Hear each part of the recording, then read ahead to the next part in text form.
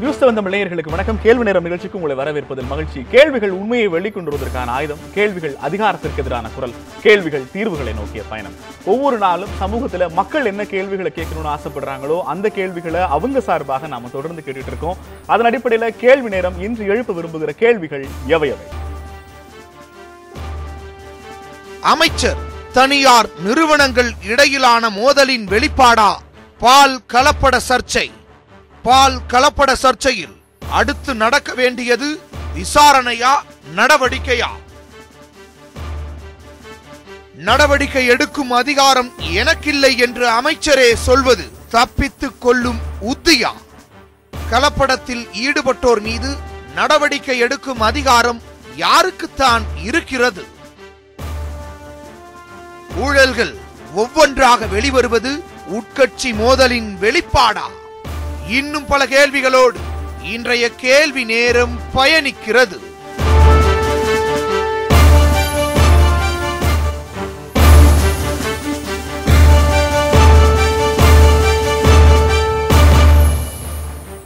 இன்றைய கேள்வி நேரத்தினுடைய பிரதான தலைப்பு பால் கலப்பட சர்ச்சை தொடர்பாக அமைச்சருடைய முன்னுக்கு பின்னான அறிக்கை என்பது எதை காட்டுகிறது என்பது குறித்த கேள்விகளை இன்றைய கேள்வி நேரத்தில் பிரதானமாக வைக்க இருக்கிறோம். கருத்தாளர் உங்களுக்கு அறிமுகப்படுத்துகிறோம். அதிமுக அம்மானிலிருந்து கோவை செல்வராஜ் அவர்கள் நம்மோடு இணைந்திருக்கிறார். ஓய்வு பெற்ற ஆவின் ஊழியர் சங்கர் அவர்கள் நம்மோடு இணைந்திருக்கிறார். மூத்த பத்திரிகையாளர் பிரியன் அவர்கள் நம்மோடு இணைந்திருக்கிறார். மூவரையும் இந்த நிகழ்ச்சிக்கு வரவேற்கிறோம்.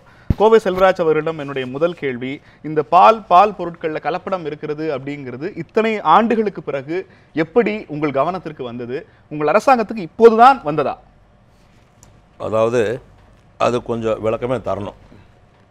முன்பு அந்தந்த மாநில அரசாங்கங்களே பால் உணவுப் பொருள்களில் கலப்படம் இருந்தால் அந்தந்த உணவு பாதுகாப்பு அந்த அதிகாரிகள் இருந்தாங்க. அவங்க எல்லாருமே வெரிஃபிகேஷன் பண்ணி அதுக்காக உடனே நடவடிக்கை எடுப்பாங்க, நோட்டீஸ் கொடுத்துருந்தாங்க.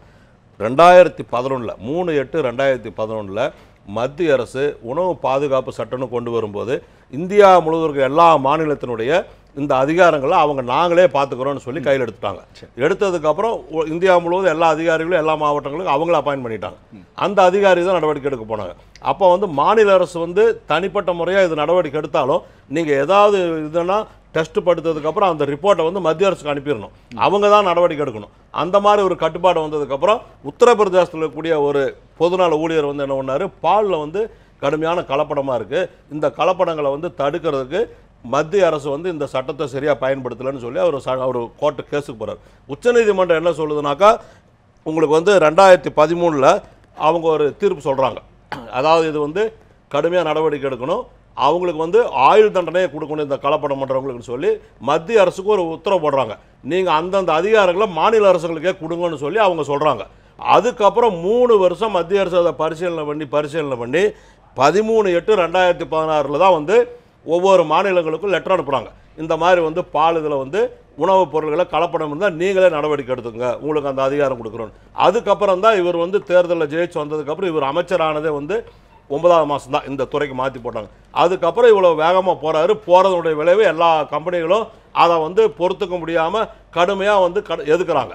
வேற ஒன்றும் கிடையாது. இதில் அமைச்சர் பிரச்சனையை தீர்க்கணும், மக்களுக்கு சுத்தமான பால் கிடைக்கணும், கலப்படம் இருக்கக்கூடாது, அவருடைய துறை அவர் ஒழுங்காக வேலை செஞ்சுட்டு இருக்காரு. இல்லை, இப்போ நீங்க சொன்ன இந்த பட்டியலில் மத்திய அரசு உணவுப் பொருட்களில் கலப்படத்தின் மீதான நடவடிக்கையை மாநில அரசே எடுக்கலாம்னு நீங்க சொல்ற 2016ஆம் ஆண்டு உத்தரவு பிறப்பித்த பிறகு எனக்கு அதிகாரம் இல்லைன்னு யாரை பார்த்து சொல்றாரு? அதிகாரம் இல்லைன்னு இல்லை, உங்களுக்கு அது தெளிவாக தெரிஞ்சுங்க. அமைச்சர் நேரடியாக அமைச்சர் அதில் பால் டெஸ்ட்டுக்கு அனுப்பணும், அந்த பரிசோதனை பண்ணி அந்த கூட்டத்திலேருந்து ரிப்போர்ட் வரணும். ரிப்போர்ட் வந்ததுக்கப்புறம் அமைச்சரவையில் எடுத்து வைக்கணும். இல்லைனா இந்த டிபார்ட்மெண்ட்டுக்கு முதலமைச்சர்கிட்ட சொல்லி இது நடவடிக்கை எடுக்கணும். அவங்க நீங்கள் நடவடிக்கை எடுங்கன்னு சொல்லிட்டாங்க ஒழிய இவங்களுக்கு நடவடிக்கை எடுக்கிறதுக்கு என்ன அதிகாரங்கிறது இன்னும் வரம்பே கொடுக்கல. அதனால் அது ஒரு பெண்டிங் இருக்குது. அதுக்கப்புறம் என்ன சொல்லிட்டாங்கன்னா, மத்திய அரசு மறுபடியும் ஒரு லெட்டர் அனுப்பியிருக்காங்க. மாநில அளவில் ஒரு கமிட்டி அமைச்சிருங்க, மாவட்ட அளவில் மாவட்ட ஆட்சித்தலைவர் தலைமையில் ஒரு கமிட்டி அமைங்க, எந்த உணவு கலப்படம் பால் கலப்படம் உடனுக்குடன் கண்டுபிடிச்சு அதை நடவடிக்கை எடுங்கன்னு சொல்லியிருக்காங்க.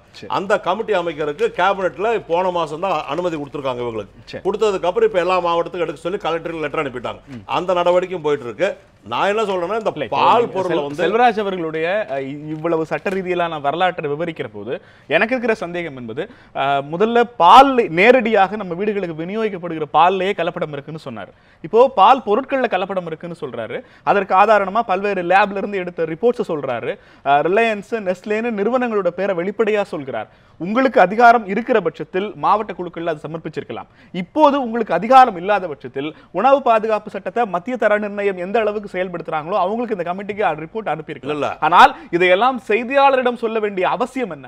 அதிகாரம் இல்லைங்கிறது இல்ல, அமைச்சர் நேரடியாக தனிப்பட்ட முறையாக நடவடிக்கை இதை வந்து பரிந்துரை செய்து அரசுக்கு சொல்லி அரசுல வந்து முதலமைச்சர்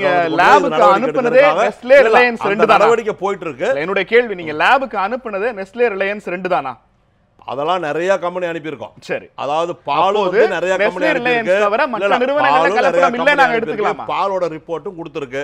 அது வந்து நீதிமன்றத்துல பாலோட ரிப்போர்ட்டுக்கு வந்து அங்க கொடுத்தாச்சு. நீதிமன்றம் தீர்ப்பு சொல்றதுக்கு முன்னாடி நம்ம அதுல வந்து உள்ள பூந்துட்டு சொல்லக்கூடாதுன்னா எனக்கு சந்தேகம் என்பது, பால் உற்பத்தி, பால் சார்ந்த தொழிலில் ஈடுபட்டிருக்கிறதுல நூற்றுக்கணக்கான நிறுவனங்கள் இந்தியாவில் இருக்காங்க. நீங்க இந்த குறிப்பிட்ட 2 நிறுவனங்களை மட்டும் அமைச்சர் பெயர் சொல்லி சொல்றதன் மூலம் அந்த 98 நிறுவனங்களுமே கலப்படம் செய்யலன்னு ஒரு அர்த்தம் வருது. ரிப்போர்ட் பால் பவுடர் வந்ததுனால அத அவர் சொல்லியிருக்காரு. இப்ப வந்து இது மட்டும் இல்ல, இந்தியா பூரா பரிசோதனை பண்ணிட்டு இருக்காங்க. இங்கேயும் பண்றாங்க. கோடி கணக்குல டர்ன் ஓவர் மில்க் இண்டஸ்ட்ரியில 2 நிறுவனங்களை நீங்க ப்ரொஜெக்ட் பண்றதுங்கிறது ஒன்று இந்த நிறுவனங்களுக்கு எதிரான நடவடிக்கை அல்லது இந்த நிறுவனங்களை தவிர்த்த மற்ற நிறுவனங்களுக்கு ஆதரவான நடவடிக்கைன்னு ஒரு அர்த்தம் வருது. அப்படியெல்லாம் கிடையாது. நான் சொல்றேன் கேளுங்க. ஒரு நிறுவன பேர் சொல்ல விரும்பல. நான் அந்த நிறுவனத்துடைய உயர் அதிகாரி ஒருத்தர் வச்சு போன மாசம் என்ன செஞ்சாங்க, இந்த பிரச்சனை வந்தப்போ எல்லா ஊடகங்களை கூப்பிட்டு நாங்க அடுத்த வாரம் எங்க கம்பெனி கூட்டிட்டு போறோம், நீங்க வந்து பரிசோதனை பண்ணுங்க, எங்க கம்பெனி பாருங்க, பால் ஏதாவது கலப்படம் இருந்தா நீங்க பதில் சொல்லுங்கன்னு சொன்னாங்க. இன்னைக்கு வரைக்கும் அந்த கம்பெனிக்கு எந்த ஊடகங்களை கூட்டிட்டு போய் அவங்க உள்ள காட்டியிருக்காங்க? எப்ப காட்டுனாங்க? அது ஊடகங்களை கூட்டு போனாங்களா, சொந்தக்காரங்களை கூட்டு போனாங்களாங்கிறதல்ல. அதுக்கப்புறம் வந்து அரசாங்கம் நீங்க நேரடியா அனுப்பியிருக்கலாமே சார். அதுக்கப்புறம் அந்த பால் கம்பெனி நேரடியா அனுப்பியிருக்கலாமே. ஒரு நிமிஷம், பாலுகளை வந்து ஆய்வுக்கு அனுப்பி அவங்களே 5 இடத்துல டெஸ்ட் பண்ணி அதே கம்பெனி எடுத்து எங்க கம்பெனில எந்த விதமான குழப்பம் இல்ல, எந்த தைரியமா சொல்லுங்க. எனக்கு என்ன புரியலனா, எங்களோட நல்லதுக்காக தான் உங்களை ஓட்டு போட்டு தேர்ந்தெடுத்து அமைச்சராக்கி உங்க நலனுக்கு இந்த சண்டை நாங்களும் போடுறோம். நீங்க என்ன சொல்றீங்கன்னா, இந்த நிறுவனங்கள் மீது நடவடிக்கை எனக்கு என்னால முடியாது. நீங்க அட்லீஸ்ட் என்ன சொல்லிருக்கணும், இந்த விளம்பரத்துல நெஸ்லே, ரிலையன்ஸ் பொருட்களை வாங்காதீங்கன்னாவது சொல்லிருக்கணும். ஆனா லேப் ரிப்போர்ட் என்ன சொல்லுதுன்னா, நிறுவனங்களை சொன்னாரு இதுல தப்பு இருக்குது, இத தயவு செய்து வாங்க வேண்டாம்னு நான் சொல்றேன். இப்ப என்னுடைய கேள்வி என்ன செய்ய முடியும்? இல்ல, என்னோட கேள்வி, நான் தனியா ஒரு ஆள் வந்து லேப் ரிப்போர்ட் எடுத்து நான் சொல்லலாம் சார், இது மாதிரி என்கிட்ட அதிகாரம் இல்ல, நீங்க இதெல்லாம் வாங்காதீங்கன்னு விழிப்புணர்வு செய்யலாம். அரசாங்கத்தில் இருப்பவர்கள் இதை சொல்லலாமாங்கிறதா என்னோட கேள்வி. அது நடவடிக்கை எடுத்துட்டு இருக்காங்க, கடுமையா நடவடிக்கை எடுப்பாங்க. எந்த சூழலையும் கலப்பட பொருளை தமிழ்நாட்டில் விற்கிறதுக்கு அனுமதிக்க மாட்டோம். சங்கர் சார், இந்த அமைச்சருடைய நடவடிக்கைகள் ஆவின்ல பல ஆண்டுகளாக இருந்தவர்ங்கிற முறையில இப்பதான் முதல் முறையாக பால் பொருட்களை கலப்படம்ங்கிறது 2017 தான் கண்டுபிடிக்கப்பட்டிருக்கா? இல்ல, அதுக்கு முந்தைய கண்டுபிடிக்கப்பட்டிருக்கு. சரி, அதுக்கு முந்தைய 2007, 2008 எல்லாம் தமிழக அரசுக்கு இந்த அதிகாரம் இருக்கும் பொழுது சென்னையில் 2 கம்பெனியை மூடிருக்காங்க. 2007, 2006 வந்து தமிழக அரசுக்கு இந்த அதிகாரம் இருக்கும் பொழுது 2 கம்பெனியை மூடி சீல் வச்சிருக்காங்க. அதுக்கு பிறகு அவங்க அதுக்குள்ள மன்னிப்பெல்லாம் கேட்டுட்டு அது திறந்து விட்டுருக்காங்க. அது நடந்திருக்குது. ஒரு இதுனா, இப்போ உச்சநீதிமன்றத்தில் 19/6/2016 சுகாதாரத்துறை செயலாளர் ஒரு அறிக்கை கொடுக்கார். அந்த என்ன அறிக்கை கொடுக்காருன்னா, 5/6/2011 முதல் 31/5/2017 வரை 6 வருடங்களில் 886 மாதிரிகள் எடுத்து பரிசோதித்ததில் 187 மாதிரிகள் மட்டும் தரம் குறைந்தவை என்று சொல்றார். இதில் பாதுகாப்பற்றவை எது இல்லைன்னு சொல்றார். அதாவது மாதிரி எடுக்கும்போது இந்த 6 வருஷத்துல 886 மாதிரி தான் கிடைச்சதா? மாதிரி எண்ணிக்கை குறைவு. ஏதாவது பேருக்கு எடுத்திருக்காங்க. அதாவது இப்படி கணக்கு பார்க்கும்பொழுது மாதத்துக்கு ஒரு மாவட்டத்தில் இப்போ ஒரு மாதிரி. என்னுடைய சந்தேகம், நீங்க ஆவின்ல ஒர்க் பண்ணனால இப்போ பால் ப்ராசஸிங்ல எங்கிருந்து மூலப்பொருள் பெறப்படுகிறது, அதனுடைய தரம், நீங்க உற்பத்தி பண்ற பொருளோட தரம், வெளியில அனுப்புகிற உணவு, அந்த ஃபுட் குவாலிட்டி செக்கிங் பண்ற லோக்கல் ஆபீசர்ஸ், இவங்க அத்தனை பேருடைய ஒத்துழைப்போடு தான் ஒரு நிறுவனம் இயங்க முடியும். ஆனா இந்த மாதிரிகளை எடுக்கிற இந்த புகார் எதன் அடிப்படையில் வருது? அது ஆய்வு நிறுவனத்தை பொறுத்தல கிராமங்களில் பால் வாங்குறோம். சரி, காலைல 6 மணிக்கு 5 மணிக்கு வாங்குறோம். 5 மணிலேருந்து 6, 7 மணி வரைக்கும் வாங்குறோம். வாங்கி அதை ஒரு 4 கிலோமீட்டர் 4 மணி நேரம் ட்ராவலில் சில்லி சென்டருக்கு வருது. குளிரூட்டு நிலையத்துக்கு வரும். சரி, அங்கே வந்து அந்த பாலை வந்து சந்தேகப்படுற பாலை, அதாவது தட்டி பார்த்தா தெரியும், கேனில் வந்து ஒரு தட்டி பார்த்தாவே அந்த பால் அலையலையாக வந்துச்சுன்னா நல்ல பால், கொஞ்சம் திக்காக இருந்துச்சுன்னா கொஞ்சம் சந்தேகப்படுப்பார். அதை மட்டும் எடுத்து ஒரு டெஸ்ட் டியூப் போட்டு சூடாக்கி பார்ப்போம். சூடாக்கினா தயிராக வந்துடும். நல்ல பாலாக இருந்தால் பொங்கும். நான் கொஞ்சம் கெட்டுப்பட பால்னா தயிராக வரும். அந்த கேனை தூக்கி வச்சுருவோம். அதுக்கடுத்து எம்பிஆர் டைம்னு ஒன்று இருக்குது, மெத்தில் ஒரு எம்பிஆர் டைம்னு ஒன்று இருக்குது, அதை செக் பண்ணி பார்ப்போம். அதுக்கு பிறகு ஒவ்வொன்றையும் ஃபேர் டெஸ்ட் போட்டு. இல்லை, இப்போ இதெல்லாம் நீங்கள் ஆவின்ல பண்ணுறீங்க, இதெல்லாம் ப்ரைவேட்டில் பண்ணுறாங்களாங்கிறதான் கேள்வி. அதாவது இன்னொன்று சொல்லிக்கிறேன், இதில் வந்து இந்த பால் வண்டி லேட்டாக வந்தாவோ அல்லது அந்த சொசைட்டிக்காரங்க மொதல் நாள் பாலை வச்சுருந்து அனுப்பிச்சிருந்தாவோ நான் கண்டுபிடிச்சி அந்த பாலை அப்பயே விளைக்கிடுவோம். சரி, பால் வண்டி லேட்டாக வந்து பால் கெட்டு போச்சுன்னா வண்டிக்காரங்க பொறுப்பு. பால் வண்டி டயத்துக்கு வந்து பால் கெட்டு போச்சுன்னா சொசைட்டிக்காரங்க பொறுப்பு. நாங்கள் வந்து ஆய்வில் வந்து ஒவ்வொருத்தரையும் தனித்தனியாக கவனிக்கிறோம். சொசைட்டி தனி, அதுக்கடுத்து ஒன்றியம் தனி, டைரி தனி. இந்த ஒன்றியத்துலேருந்து ஏதாவது தப்பான பால் டைரிக்கு வந்துன்னா டைரி ஏற்றுக்க மாட்டாங்க. அதாவது வந்து ஏதாவது ஒரு சோடா போடுவாங்க. உணவு பால் பொருள் கலப்படம்ங்கிறது தாமதமா வந்தாலுமே அது கலப்படமான பால் தான் அல்லது கெட்டுப்போன பால் அதை கலந்தாவே தப்புங்க. சரி, தாமதம் வந்து பாலில் வந்து அந்த கிருமி அதிகமாச்சுன்னா ஒரு கேனு ஊற்றினாவே ஒரு சைலோ முழுக்க, அதாவது ஒரு 10,000 லிட்டர் பால் கெட்டு போகிறோம். ஓகே, தாமதமான வந்த பால் வந்து ஒரு சைலோவை ஒரு கேனு ஊற்றிட்டாவே 10,000 லிட்டர் பால் கெட்டு போகிறோம். அதனால யாரும் பாலை மொத்த பாலை கெட்டு போகல. இப்போ ராஜேந்திர பால் அவர்கள் அமைச்சர் சொல்ற மிக முக்கியமான ஒரு குற்றச்சாட்டு, ப்ளீச்சிங் பவுடர் கிடக்குறாங்க, சோடா மாவு கலக்குறாங்க, இந்த மாதிரியான குற்றச்சாட்டெல்லாம் சாத்தியமா? முதல்ல கடக்கும், அது சாத்தியக்கூறு இருக்குது, உறுதிய சாத்தியம் இல்ல. நீங்க இப்போ கெட்டு போன பால் அவங்களால கண்டுபிடிக்க முடியும். வந்து ப்ளீச்சிங் பவுடர் கலந்து இருக்கிறத எப்படி கண்டுபிடிப்பீங்க? அது வந்து ப்ளீச்சிங் பவுடர் கலக்கணும்னா அது வந்து ஒரு சில ஒவ்வொன்றுக்கும் ஒரு இல்ல, இப்ப என்னோட கேள்வி சோடாவோ ப்ளீச்சிங் பவுடரோ கலந்திருக்காங்கன்னா அதை கண்டுபிடிக்கிற குறைந்தபட்ச கருவிகள் தமிழ்நாட்டோட எல்லா ஒன்றியங்கள்லயும் இருக்கா? ஒன்றியங்கள் இருக்குது, எல்லா இடத்துலயும் இருக்கு. சரி, அது வந்து 5 மில்லி பாலை எடுத்து ஒரு சோதனைக்குள்ள விட்டு அதுக்கு ஈக்குவலா 5 மில்லி தண்ணி விடணும். 10 மில்லி ஆச்சுங்களா, அதுல வந்து ஆல்கால் அது பாதி கலந்த டைலூட்டட் ஆல்கால் 1 to 1. உங்களை பொறுத்த வரைக்கும் ஆவின்ல அப்ப பிரச்சனை இல்ல? பிரச்சனை இல்ல, ஆவின்ல ஒரு பிரச்சனை இல்லைங்க. ஆவின்ல பிரச்சனை இருந்தா பால் விற்க முடியாது, இவ்வளவு வர முடியாது. ஆவின்ல எந்த பிரச்சனையும் இல்லை. அதாவது இன்னும் சொல்ல போனா இப்ப என்னோட கேள்வி, அமைச்சருடைய குற்றச்சாட்டு அப்படிங்கிறது தனியார் நிறுவனங்கள்ல இதெல்லாம் நடக்குதுங்கிறது உண்மைதானாங்கிறதா என்னுடைய கேள்வி. நடக்கிறதுக்கு அதாவது இந்த இது ப்ரூவ் பண்ண முடியாதுங்க. சரி, வந்து இப்ப பார்மாலின் நடந்தாச்சுன்னா பார்மாலின் ஒன்று இருக்கு, அது வந்து அந்த ஆர்வியில் பாலுக்கு ஒரு சொட்டு விட்டா போதும், ஒரு டேங்க் இருக்கு, அது கெடாம இருக்கும். அதெல்லாம் ப்ரூவ் பண்ண முடியாது, அவ்வளவு ஈஸியா ப்ரூவ் பண்ண முடியாது. சரி, அது ப்ரூவ் பண்ணணும்னா அமைச்சருடைய நடவடிக்கைகள்ல மக்கள் நலன் சார்ந்தது நீங்க நினைக்கிறீங்களா? மக்கள் நலன் சார்ந்ததான் சார், அதுக்கு இல்லைன்னு சொல்லணும். அமைச்சர் வந்து மக்கள் ரெண்டு நிறுவனங்கள் பேரை மட்டும் சொல்றது சரிதானாங்கிறதா என்னோட கேள்வி. அப்ப 2 நிறுவனங்கள் தான் பால் பவுடர் கலந்து. அதாவது இந்த அமைச்சருடைய பேச்சு வராதுக்கு முந்தையே மார்ச் மாதம் நம்ம டிவிலேயே ஒரு நிகழ்ச்சி போட்டோம், பால் கலப்பை பத்தி நல்லா தெரியும். அமைச்சர் சொல்றதுக்கு முந்தையே நம்ம நியூஸ் 7 டிவியில இதை பத்தி விளக்கமா சொல்லிட்டோம். என்னென்ன பால் கலக்காரங்க, என்னென்ன கெமிக்கல் கலந்தா என்னென்ன வரும் அப்படின்னு.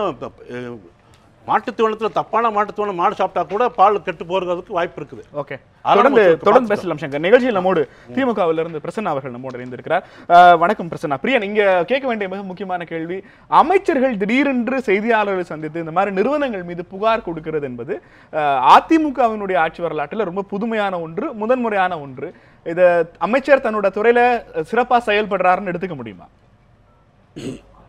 இல்லை, இப்போது ஜெயலலிதா மறைவுக்கு பிறகே இந்த அமைச்சர்களுக்கெல்லாம் ஒரு புது சுதந்திரம் கிடைச்சிருக்கிறத நம்ம பார்க்குறோம். நம்ம ஸோ அவங்க வந்து கருத்துக்களை வெளிப்படுத்துகிறாங்க. ஜெயலலிதா இருந்தாங்கன்னா சுதந்திரம் கிடைச்சிருக்கா, புது சுதந்திரம் கிடைச்சிருக்கு அவங்களுக்கு, அமைச்சர்களுக்கெல்லாம். அப்படி தான் நான் நினைக்கிறேன், என்னோட பார்வையிலேருந்து நினைக்கிறேன். அது வரவேற்கத்தக்கது. சரி, ஐ வெல்கம் இட். ஆக்சுவலி அது வந்து நான் வரவேற்கிறேன். ஜெயலலிதா இருந்தபோது அவங்க பேசாமல் இருந்தது தப்பு. ஆக்சுவலாக பேசியிருக்கணும், அவங்க துறை பற்றிய விஷயங்கள்லாம் பேசியிருக்கணும், வெளியில் பேசியிருக்கணும், ப்ரெஸ்கிட்ட பேசியிருக்கணும், எல்லாம் பேசியிருக்கணும். இப்போ பேசுகிறாங்க, நல்ல விஷயம், வரவேற்கிறேன். ஆனால் அதே சமயம் பார்த்தீங்கன்னா இந்த பால் விஷயத்தில் பொறுத்த மட்டும் பார்த்தீங்கன்னா எனக்கு இவங்க 2 பேர் சொன்னதில் சின்ன கருத்து வேறுபாடு இருக்குது. இவர் சொன்னார் இது மாதிரி ஸ்டேட் கவர்மெண்ட்டுக்கு அந்த பவர்ஸே இல்லை, அந்த சாம்பிள் எடுக்கிற பவர்ஸே இல்லை. அவர் சொன்னார் 2011 886 சாம்பிள் எடுத்தாங்க அப்படின்னு சொல்கிறார். அப்போ எங்கேயோ முரண் இருக்குது அதில்.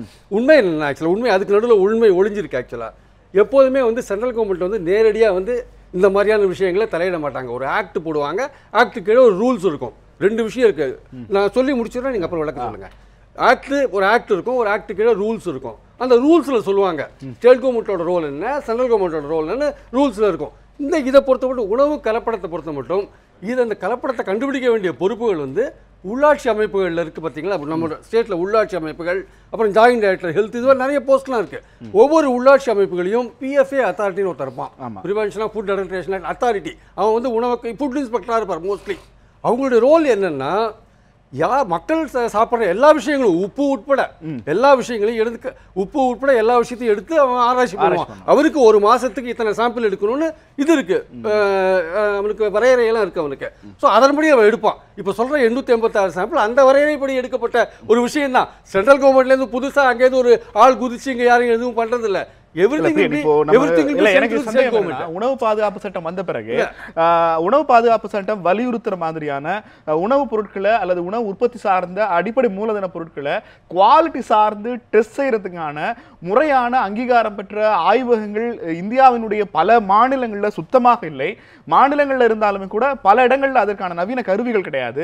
ஒன்றியங்கள் நீங்க இப்போ உணவு பாதுகாப்பு சட்டத்தினுடைய எல்லா அடிப்படை விதிகளையும் நீங்க ஃபாலோ பண்ணீங்கன்னா நம்ம ரோட்டு கடையில் இருக்கிற இட்லியை வந்து காலையில சுட்ட உடனே டெஸ்ட் பண்ணணும். பட் அதற்கான ஃபெசிலிட்டிஸ் இங்க இல்ல. இந்த சூழல்ல 2 குறிப்பிட்ட நிறுவனங்கள் மீது மட்டுமான நடவடிக்கைங்கிறத எப்படி பாக்குறீங்க சார்? அதுதான் நான் மறுபடியும் சொல்ல வரேன். பால்வளத்துறை அமைச்சருக்கு வந்து உண்மையிலேயே ஒரு பப்ளிக் மேல ஒரு அக்கறை இருக்கு. அவர் விஷயத்தை சொன்னார். ஆனா உண்மையிலேயே பாத்தீங்கன்னா அவருக்கு இதுல ரோல் கிடையாது. அவருடைய ரோல் என்னன்னா ஆவினை இம்ப்ரூவ் பண்றது அவரோட ரோல். 1,82,00,000 லிட்டர் பால் விற்கிற தமிழ்நாட்டில் உங்களுடைய கான்ட்ரிபியூஷன் 30 லட்சம் லிட்டர் தான். 30 லட்சம் லிட்டர் தான். அதை இம்ப்ரூவ் பண்றதுக்கு வழியை பாருங்க, உங்களுடைய தரத்தை இம்ப்ரூவ் பண்றதுக்கு வழியை பாருங்க. அந்த கலப்பட விஷயத்தை பாதுகாக்கிறதுக்கு தான் சுகாதாரத்துறை இருக்கு. நீங்க அதுல வந்து உங்களுக்கு ரோல் இல்ல. நீங்க பாசிட்டிவா செயல்பட வேண்டிய நீங்க நெகட்டிவான ரோலை ஏன் கையில் எடுத்தீங்க? இப்ப என்னோட கேள்வி 2 தனியார் நான் எங்க தமிழ்நாட்டில் புழக்கத்தில் இருக்கிற 2 உணவுப் பொருட்கள்ல கலப்படம் இருக்குன்னு ஒரு அமைச்சர் கண்டுபிடிச்சிருக்கிறாரு. அதை அந்த நிறுவனங்களுக்கு நோட்டீஸ் அனுப்புறதோ இல்ல இது குறித்து மத்திய அரசுக்கு கடிதம் எழுதுறதோ அமைச்சரவை இது குறித்து என்ன செய்ய முடியுங்கிற எதையுமே பேசாமல் எங்களுக்கு அதிகாரம் இல்லைன்னு சொல்ற அந்த போர்ஷன் என்னன்னு சொல்றீங்க? அவருக்கு அதிகாரம் இல்ல. ஆனா அதே சமயம் அதே அமைச்சரவையில் இருக்க சுகாதாரத்துறை இருக்கு பாத்தீங்களா, அவருக்கு அதிகாரம் இருக்கு. அப்போ இது ஒரு வகையான அதிகார போட்டி தான், ரைட்? நிச்சயமா வந்து அவங்களுக்குள்ள ஒரு இது இல்ல, ஒரு கோஆர்டினேஷன் இல்ல.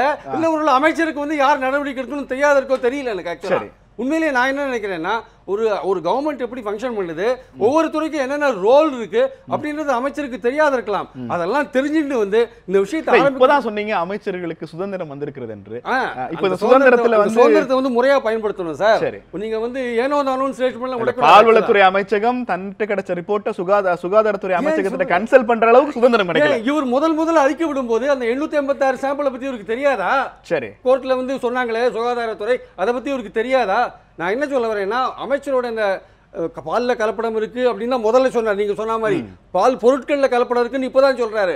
அதுலயே வந்து முரண்பாடு இருக்கு. ஆக்சுவலா வந்து எதா இருந்தாலுமே மக்களை பாதிக்கிற எந்த விஷயத்தையும் தடுத்தாக வேண்டிய பொறுப்பு கவர்மெண்ட்டுக்கு இருக்கு. ஆக்சுவலா சோ அதன்படி வந்து முதலமைச்சர் நடவடிக்கை எடுக்க வேண்டிய கட்டாயம் இமிடியேட்டா. ரெண்டாவது வந்து இதெல்லாம் வந்து நீங்க ரகசியமா செஞ்சு இதெல்லாம் வெளிப்படுத்தி ஒரு கட்டத்தில் வந்து முதலமைச்சரே வந்து இந்த இது நாங்கள் அரசாங்கம் அப்ரூவ் பண்ண இல்லை மத்திய அரசோட லெபார்ட்டரியில் நாங்கள் வந்து இதெல்லாம் செக் பண்ணி பார்த்தோம் அப்படின்னு சொல்லிட்டு ஒன்ஸ் ஃபார் ஆல் ஃபைனலாக வந்து இதை நீங்கள் பயன்படுத்தாதீங்கன்னு சொல்லி தடை போட்டிருக்கணும். அதை விட்டுட்டு இந்த மாதிரியான அறிக்கைகள்னு போகும்போது இது பின்னாடி என்ன நடக்குதுன்னு ஒரு கேள்விக்குறி வருது. தொடர்ந்து பேசலாம்.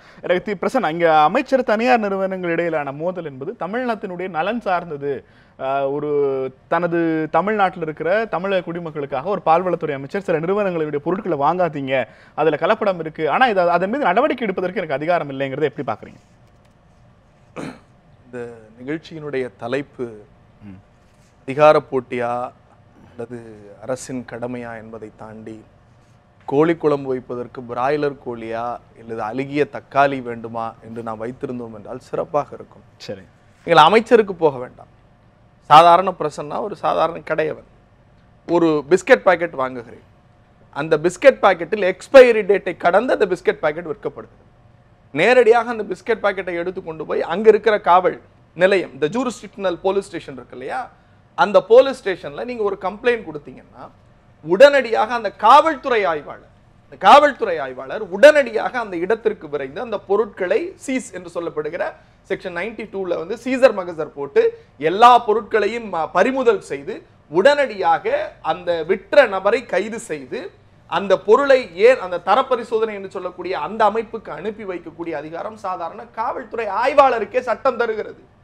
ஒரு அமைச்சர் சொல்லுகிறார், நான் சொன்னேன்ல நீங்க நம்பல, நான் செத்து போறேன் அப்படின்னு. இன்றைக்கு கலப்படம் உறுதிப்படுத்தப்பட்டிருக்கிறது. பால் பவுடர் அந்த விடயங்களை தாண்டி நான் சொல்லுகிறேன், இதை உறுதிப்படுத்த வேண்டிய அமைச்சர் என்கிற பொறுப்பிலிருந்து அவர் பேசினாரா என்பது என்னுடைய முதல் கேள்வி. ஒரு அமைச்சருக்கு கூட்டு பொறுப்பு என்பது வைகாரியஸ் லயபிலிட்டி. அண்ணன் எடப்பாடி பழனிசாமி என்னை நடவடிக்கை எடுக்க சொல்லியிருக்கார் என்று சொல்லுகிறார். இதிலே சுகாதாரத்துறையோ மக்கள் நல்வாழ்வுத்துறையோ அல்லது இன்ஸ்பெக்ஷன் செய்யக்கூடிய அந்த டிபார்ட்மெண்ட்டோ எல்லாம் பேச வேண்டிய அவசியம் இல்லை. எடப்பாடி பழனிசாமி இவை அனைத்தும் ராஜேந்திர பாலாஜி பேசியது உங்களுக்கும் தெரியும், எனக்கும் தெரியும். எடப்பாடி பழனிசாமி என்னைய முழு நடவடிக்கை எடுக்க சொல்லி உத்தரவிட்டிருக்கார். எடப்பாடி பழனிசாமி யார்? இந்த நாட்டினுடைய தலைமை அமைச்சர். So he knows that தலைமை அமைச்சர் எல்லா விடயத்தையும் தெரிந்திருக்கிற போது தலைமை அமைச்சர் சுகாதாரத்துறைக்கும் அந்த மக்கள் நல்வாழ்வுக்கு தேவையான விடயங்களை இந்த நாட்டில் விற்கப்படுகிறது, இதை என்னால் தடை செய்ய முடியாது என்று ஒரு அமைச்சர் சொல்லுகிறார் என்றால் அவர் ராஜினாமா செய்து விட்டு வீட்டுக்கு போகட்டும். அப்படிப்பட்ட ஆள் எங்களுக்கு அமைச்சராக தேவையில்லை. நான் சொன்னேன், ஒரு சாதாரண பிஸ்கட் பாக்கெட்டுக்கே காவல்துறை ஆய்வாளர் உடனடியாக கைது செய்கிற அதிகாரம் இருக்கிறது என்றால் நீங்க ஆய்வு. இன்னொரு விஷயத்தை பாருங்க, அவருடைய பேட்டியிலிருந்து இரண்டாவது விடயம் சொல்லுகிறார். ஒரு அரசு அரசியலமைப்பு சட்டத்திற்கு உட்பட்ட அரசு, அவர் அரசியலமைப்பு சட்டத்தின்படி அமைச்சராக பொறுப்பேற்றுக் கொண்டவர். அந்த அமைச்சர் சொல்லுகிறார், என்னால லேபரேட்டரியில போய் உண்மையான ரிப்போர்ட்டை வாங்க முடியல. இதை நான் சொல்லலாம், நீங்கள் சொல்லலாம், சாதாரண பத்திரிகையாளர்கள் சொல்லலாம், நடுநிலையாளர்கள் சொல்லலாம், யாரோ ஒருத்தர் சொல்லலாம். ஒரு அமைச்சர், அவருக்கான அதிகாரம் என்ன? தன் துறையில் கலப்படம் இருக்கிறது. ஒரே ஒரு செய்தி கேட்கிறேன். இதற்கு முன்னதாக வைத்தியநாதன் ஒருத்தர் இருந்தார்.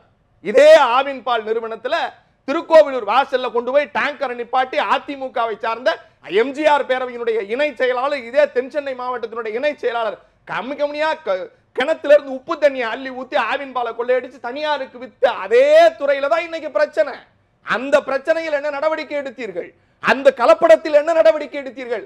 அந்த கலப்படத்திற்கு காவல்துறை கைது பிணை எல்லாம் செய்து அமைச்சரையும் தூக்க முடியும் என்று நடவடிக்கை எடுக்கக்கூடிய திறமை இருக்கிறது என்றால் இந்த பிரச்சனையில் ஏன் நடவடிக்கை எடுக்கவில்லை என்பதனுடைய கேள்வி.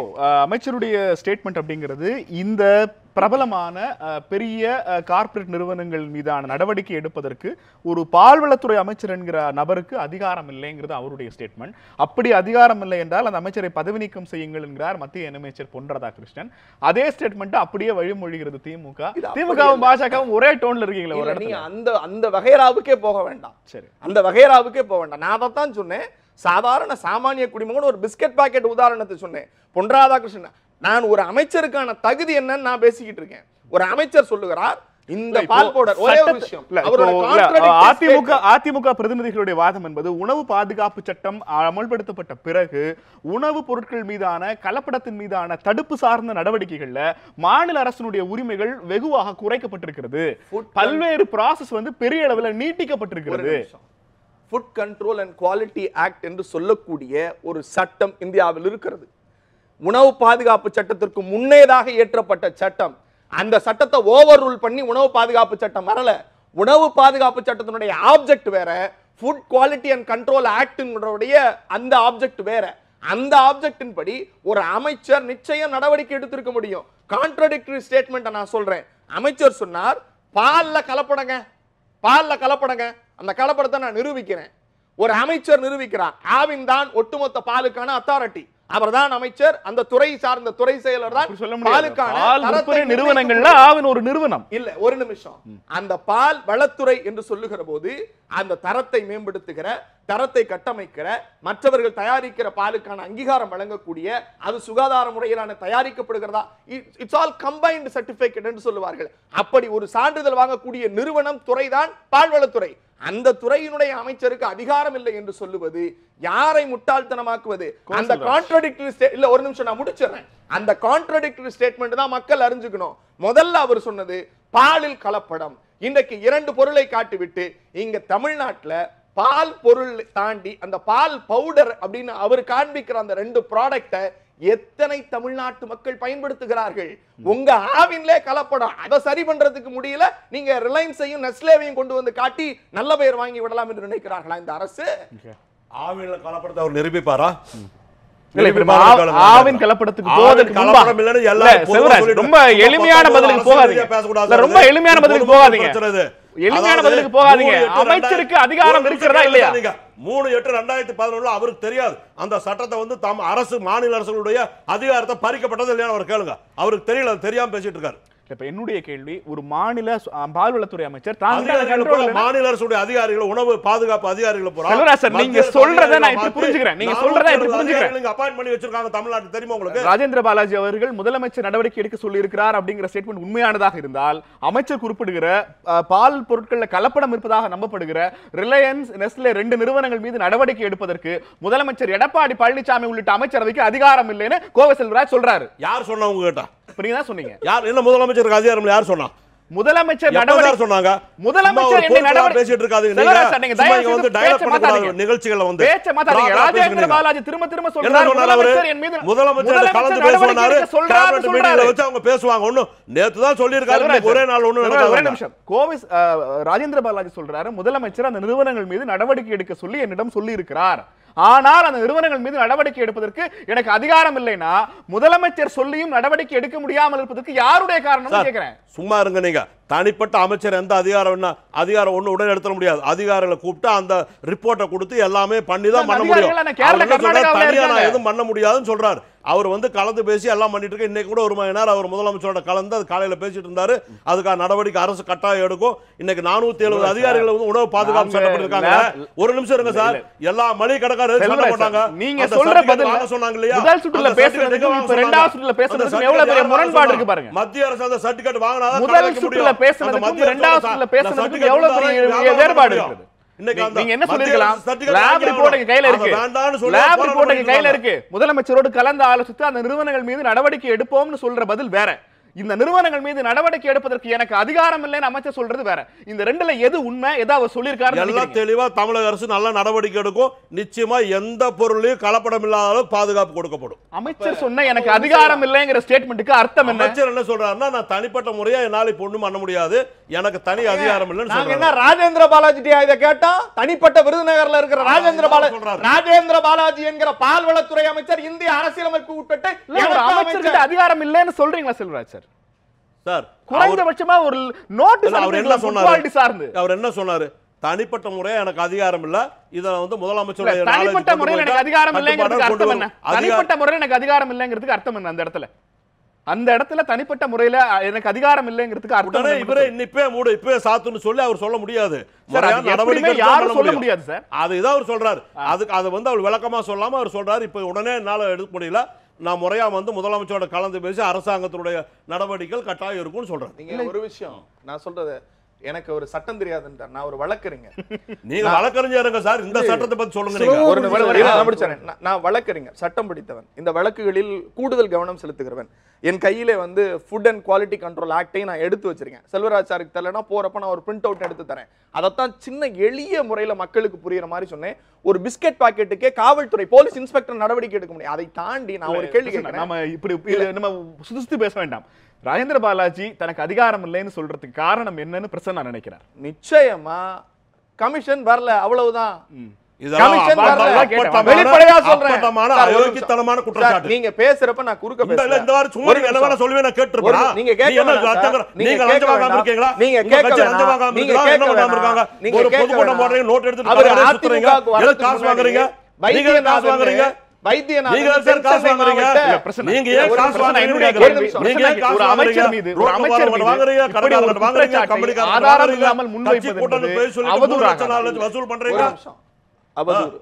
வசூல் பண்ணாம இருங்க, லஞ்சம் வாங்காம இருங்க, அதை சொல்லுங்க. பேச அனுமதிங்க. என்ன பின்ன அர்த்தம் சொல்லுங்க.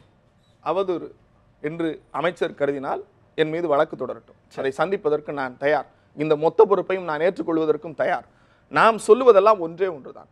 ஒரு அமைச்சர் தன் நிலையிலிருந்து, நான் மீண்டும் மீண்டும் சொல்வது, இந்த அமைச்சருங்கிற வார்த்தை இருக்கு இல்லையா, நீங்க எங்கேயுமே போக வேண்டாம். ஒரு சாதாரண ஒரு ஃபுட் கண்ட்ரோல் இன்ஸ்பெக்டர் நினைச்சா நம்முடைய மத்திய சுகாதாரத்துறையாக இருக்கட்டும் அல்லது மாநில, நீங்க ஒண்ணு இல்ல, நம்ம கார்பரேஷன் இருக்குல்ல, சென்னை கார்பரேஷன், பத்திரிகையில பாப்பீங்க, இட்லி வண்டியை சீஸ் செய்து மாநகராட்சி வண்டியில் ஏற்றினார்கள். எதுக்கு? உங்களுக்கு தான் கண்ட்ரோலுக்கு பவர் இல்லல்ல. மோடி கிட்ட கொடுத்து மோடி கையெழுத்து போட்டு இந்த பூந்தமல்லி ஹை ரோட்ல, மில்லர்ஸ் ரோட்ல இட்லி கடையில இட்லி சரியில்லைன்னு ஏத்துங்களா? எதுக்கு ஏத்துறீங்க?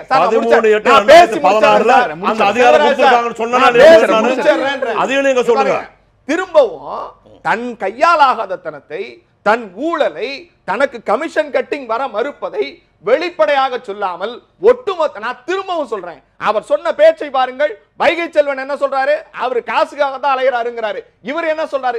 இந்த உட்கட்சி போட்டியில் அந்த கமிஷன் நீங்க எதுக்கு சார் ஆஞ்சிட்டு இருக்கீங்க? இங்க பாருங்க, நான் நீங்க பேசுறீங்க, நான் குறுக்க பேசல. என்ன பேசலாம் செல்வராஜ் சார், அவர் பதில் சொல்லிட்டு போங்க. பதில் சொல்லுங்க. நீங்க அலையறீங்க. செல்வராஜ் சார், அவர் பேச அனுமதிங்க. சொல்லுங்க. அவர் பேச அனுமதிங்க. வாங்கி வச்சிருக்கீங்க, அதை சொல்லுங்க. செல்வராஜ், இந்த குற்றச்சாட்டு வைகை செல்வன் வைக்கிறார், அதுக்கு பதில் என்ன? வைகை செல்வன் சொல்ற குற்றச்சாட்டு என்ன? இந்த இடத்துக்கு என்ன பாலுக்கு வைகை செல்வத்துக்கு என்ன சம்பந்தம்? வைகை செல்வன் உங்க கட்சியினுடைய பாலுக்கு என்ன சம்பந்தம்? வைகை செல்வன் உங்க கட்சியினுடைய முன்னாள் அமைச்சர், இன்னாள் அமைச்சரை பார்த்து தனக்கு வர வேண்டிய பணம் வரலங்கறனால குற்றம் சுமத்துறாரு சொல்றாரு. பால் பிரச்சனை தான் பேசுற கூப்பிடுறீங்களோ இல்லையா? எங்க உட்கட்சி பிரச்சனை பேச வேண்டிய அயோக்கியத்தனமான வார்த்தை அதிங்க பேசக்கூடாது. செல்வராஜ் சார், என்ன மிரட்டறாரா? செல்வராஜ் பேசுறது எந்திரச்சு பாரு சார், விட்டுருங்க. போங்க. செல்வராஜ் சார், இங்க மிரட்டறாரா?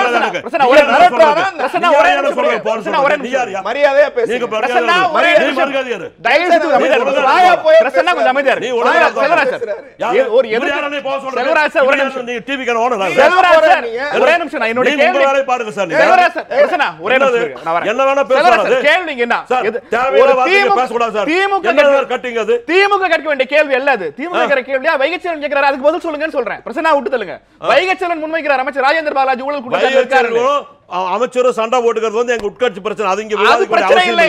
அமைச்சர் இந்த பால் நிறுவனங்கள் மீது வைக்கிற குற்றச்சாட்டுக்கே வைகை செல்வன் சொல்ற மறுப்பு, அமைச்சர் லஞ்சத்தை எதிர்பார்க்கிறாங்கிற மாதிரியான ஸ்டேட்மெண்ட் சொல்றாரு. அதுக்கு உங்க பதில் என்ன? நான் தான் அப்படியே சொல்லிட்டேன், அது எங்களுக்குள்ள எங்க கட்சி பிரச்சனை, நாங்க சார், உங்க பேசுவோம். கட்சி பிரச்சனை என்பதல்ல, நான் சொல்றேன். கட்டிங் பிரச்சனை தான் கட்சி பிரச்சனையா இருக்கு. கட்டிங் பிரச்சனை ஒரே அதே சொன்னா நான் பதில் சொல்லிட்டே இருப்பேன். அதுக்கு நானும் பதில் சொல்லிட்டே இருப்பேன். வைகை செல்வனும் ராஜேந்திர பாலாஜி பிரசன்னா மட்டும் தான் சத்தம் போட்டு பேசுவார் நினைச்சுக்கிறாரு.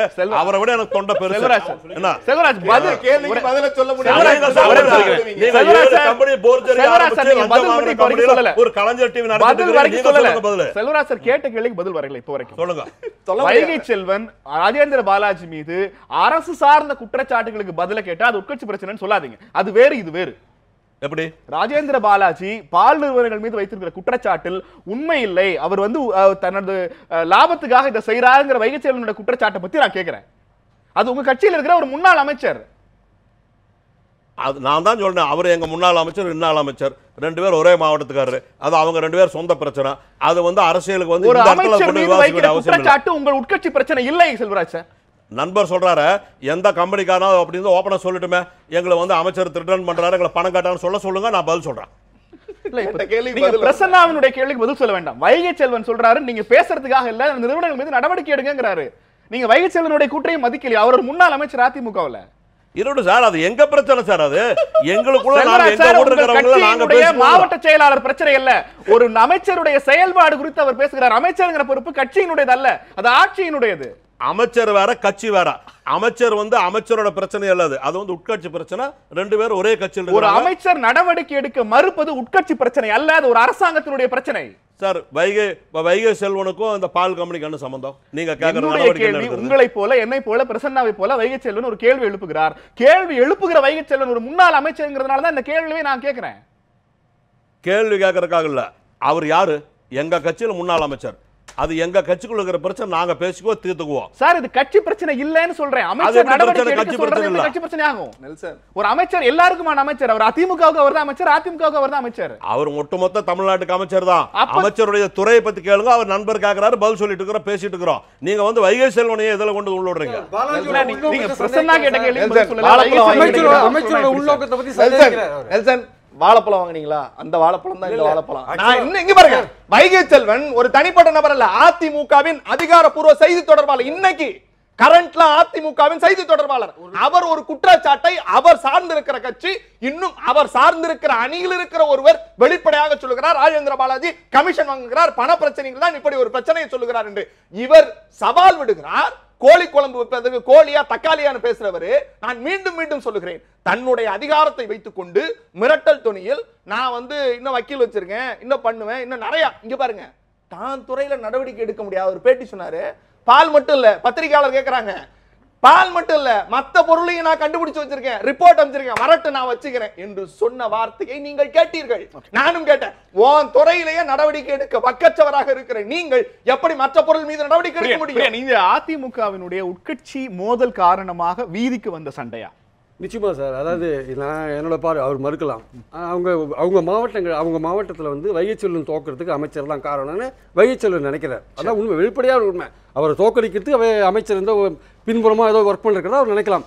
ஒரு பக்கம் அது இருந்தால் கூட அமைச்சரோட செயல்களில் வந்து வைகைச்செல்வன் தெளிவாக ஒரு உள்நோக்கத்தை பார்க்குறாரு. ஒரு உள்நோக்கம் இருக்குன்னு பார்க்குறாரு. ஏதோ லாபமோ ஏதோ ஒரு கட்டிங்கோ கமிஷனோ ஏதோ ஒன்று நான் வந்து குற்றம் சாட்டலை, அவரோட பாணியில் நான் சொல்கிறேன் நான். ஆனால் வந்து ஒரு விஷயத்தை நீங்கள் மறுக்கவே முடியாது சார். செல்வராஜ் சார் கூட மறுக்கலாம். நான் என்ன சொல்கிறேன்னா, ஒரு தடை செய்யப்பட்ட பொருளை விற்கிறதுக்காக இங்கே கோடிக்கணக்கான பணத்தை அள்ளி விடுற இந்த தமிழ்நாட்டில் ஏன் வந்து இந்த மாதிரியான ஒரு எதிர்பார்ப்பு ஒரு அமைச்சருக்கு இருக்கக்கூடாது? நான் கேட்குறேன் கேள்வி. ஒரு தடை செய்யப்பட்ட குட்காவை விற்கிறதுக்கு 40 கோடி ரூபாய் வருடத்துக்கு கொடுக்குற இந்த இன்கம் டேக்ஸ் பிடிபட்ட டைரியில் இருக்கிற விஷயங்கள் அப்படி நடக்கிற இந்த தமிழ்நாட்டில் தனியார் பால் நிறுவனங்கள்ட்ட கட்டிங்க வாங்குறதுக்காக ஏன் இப்படிப்பட்ட ஒரு விஷயத்துல வந்து அமைச்சர் இறங்கி இருக்கக்கூடாது?